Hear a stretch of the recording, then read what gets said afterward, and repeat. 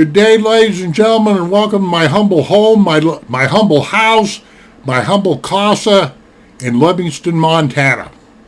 Okay, the subject today, and I hope I don't bore you too much, is grizzly bears. Because we got them in the state of Montana. And for you people that don't think that we've got grizzly bears here and don't think that grizzly bears are dangerous, you know what? I'm just going to put this flat right out. You're a damn fool. Grizzly bears, they weigh anywhere between 500 and say 800 pounds, right in there. They're very fast. They are very strong. They've got an ill temperament. They've got a temper that you can't believe. And they've clocked grizzly bears at speeds of 30 to 35 miles an hour. The fastest human being they've ever clocked is around 27, 28 miles an hour. A grizzly bear can run you down, so don't think you're going to run away if you ever get attacked by a grizzly bear, because he or she is going to run you down. It's that simple, you know. And the thing about grizzly bears, what the secret is with grizzly bears, so I can get some meat into this file here, into this movie here, is you just got to have respect, and you just got to know that you're dealing with an animal that's dangerous. And stop screwing around and thinking that guys like me just say this stuff for hype. Okay. I am 67 years old. In my lifetime, growing up here in Montana, living here, I have known, not personally known, but I have heard of at least 100 people, at least 100 people that have gotten torn from limb to limb by grizzly bears. Killed, ate, shredded, tore apart. I can get a lot more graphic, you know.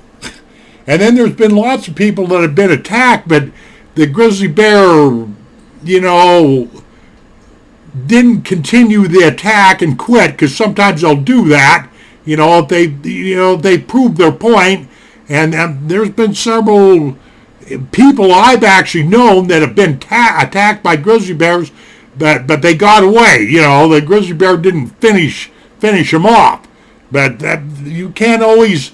You can't always count on that fact, you know, because grizzly bears do weird things like what they call a bluff attack. That's where they'll come charging at you, but it's just a bluff, you know. There's some things about grizzly bears that people need to know. But I'm going to tell you the number one thing that people need to know about grizzly bears is you better respect these animals, because they'll tear you a brand new rear end. That much I do know.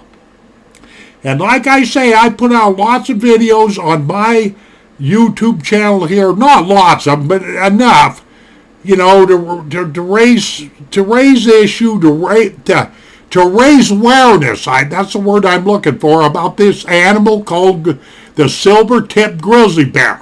These are some dangerous animals. These animals are being respected. Okay, but I've got a subscriber by the name of Pat, and I'm not going to say where Pat's from. This individual's been corresponding back and forth, you know, this fall. Pat and Pat's friend was up in Montana this last summer. I think they were up at Glacier, up around the Libby area, a place called Jewel Basin. And I've been asked a few questions and different things like this. And so I just, you know, I got an email today from Pat, okay? You know, somebody that likes my channel.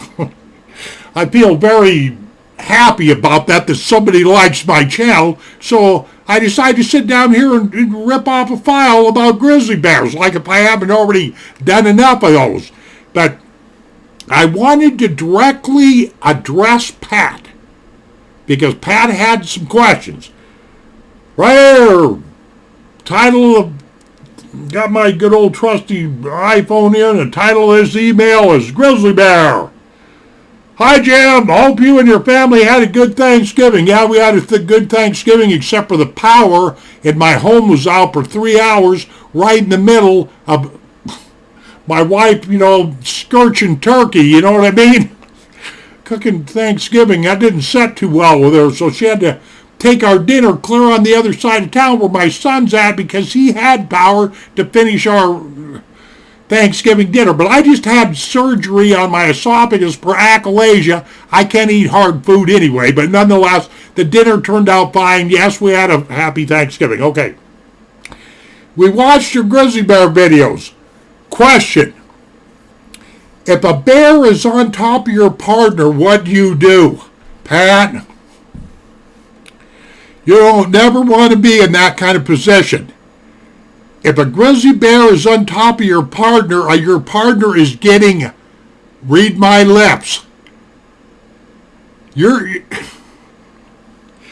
partner is getting a love job that they never counted on. Let me put it to you that way. You never want to be in that. You don't want to be in a position where a grizzly bear is chasing you. You don't want to be in a position where a grizzly bear is on top of you. Or none of that kind of stuff. That is a tough thing to do. And I know what you're saying, Pat. You're saying, what is you as a bystander, what can you do if your buddy, friend, or whatever have you has a grizzly bear on top of him? Well, I pack a Glock 20. Everybody that follows my channel knows that. I never go anywhere without that Glock 20. That's a 10 millimeter auto. I carry 2 extra clips where I carry 46 rounds, and I can get all 46 rounds off in right around 30 seconds. Why? Because I've timed it. Personally myself, I'd be putting a lot of lead in the air, hopefully, but in a situation like that, you run into the problem of hitting your partner. This is a good question that you brought up, but you do not want to ever get yourself in a situation like that. It's as simple as that. You can make some noise, you can try to distract that bear and everything, but then you're going to become victim. Because when these bears get mad, they get real mad. These bears can smell real good, they can hear real well and everything, but one thing about bears, especially grizzly bears, they can't see so well, but, okay. But let me move on here, what Pat's got to say. I wouldn't want to shoot it for fear the bullet would go through and hit my partner. Well, you run into that. But in my case, I have practiced and practiced and practiced with my 10 millimeter. I can't exactly, shoot flames off of candles at 50 yards with my 10 millimeter, but I am good enough where I think I could get in there close enough to get a round or two in there without hurting my partner. But I spend a lot of time up in the woods here in Montana by myself, and I generally don't have no partner. I'm going to repeat myself. I generally don't have no partner. This big man right here, he relies on himself. That's a fact. I've spent a lot of time up in these woods in Montana by myself. I got big, long, lonely footprints in the state of Montana. Okay. Let's get on here, My guess would be to pepper spray its face and try to shove an arrow in its side. Well, I wouldn't try to shove no arrow in its side. That's not going to work. That grizzly bear, if it's that mad and it's tearing your partner up, that's not going to work. Pepper spray is fine, but I don't like pepper spray. I don't recommend pepper spray to anybody. They've improved pepper spray, I'll admit this. Over the years, pepper spray has gotten a lot more powerful. It squirts further. When they first come out with pepper spray, that stupid stuff would only squirt out about 10 feet. It wasn't very potent and all that, and there was no way that you were ever going to get me to trust my life to pepper spray, and I still won't. But the pepper spray that they've got now will reach out there a good 30, 40 feet, pretty good blast and all that. But here's the problem. If you're in a windy environment, which up here on these ridges, up here in these mountains, on these hillsides where you run into these bears and stuff, the wind can come into play. What happens if the wind is against ya? What happens if the wind is blowing directly in your face?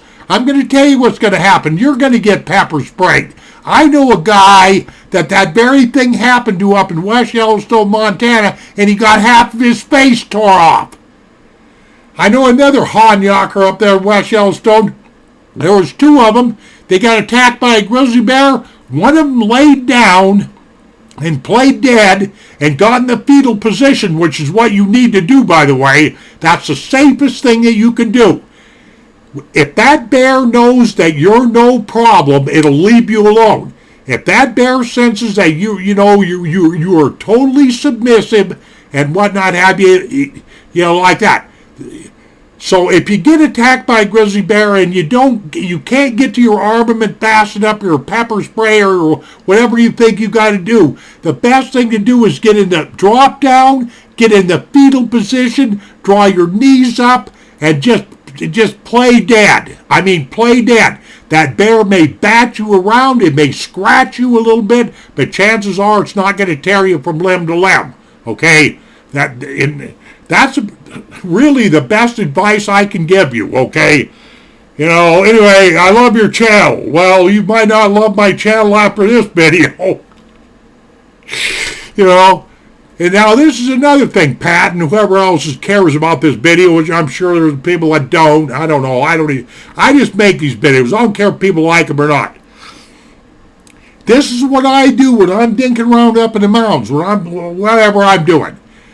Because I'm a rock hunter, I'm always up screwing around looking for strange pieces of wood or whatever have you. If I'm in country and I start cutting grizzly bear sign, and I'm talking about scat, that's bear droppings, okay? Bear poop. They call it bear scat. And I start seeing a lot of bear sign and all that. You know what I do? I turn around and get the hell out of there. Because I am invading that bear's living room. He's not in my living room. I'm in his living room or her living room. And while I'm on the subject of her, that is one of the worst situations you can ever get yourself in with a grizzly bear, is when you come between a mama grizzly bear, what they call a sow, and her cubs. You know what? Your stuff is weak. You are going to be taken to the woodshed. Trust me on this. There's nothing meaner on four legs than a pissed off, mad mama grizzly bear that thinks that you're a danger to her cubs. There. Plain and simple. She's going to tear you a brand new rear end. Bank on it. Bank on it. So what I'm trying to say, without getting into a whole bunch of stuff, because I could go on and on and on and on. If you're under a grizzly bear attack, if you know that you're being attacked by a grizzly bear or whatever, you see this freight train coming at you because they can run 35 miles an hour. I don't know if I said that in this video or not, but they have clocked them as high as 30 to 35 miles an hour. Human beings can't run that fast. They can't. You cannot outrun a grizzly bear. That grizzly bear is going to run you down. The best thing that you can do, play dead. Fall down, get in the fetal position, draw your legs up, and just hang on and pray for dear mercy. That's what I've got to tell you. Okay, Pat, thank you very much for the email. I appreciate it. Hope I answered your question, which I probably didn't. But you don't want to never be in a position where you're standing as a bystander and your buddy is getting his attitude readjusted by a grizzly bear. You don't want to be in that kind of a deal. Thank you very much, ladies and gentlemen, for visiting me in my home here in Livingston, Montana. Take it easy. We shall see you on down the trail. And like I've always say all the time, well, I don't say it all the time, adios, my friends.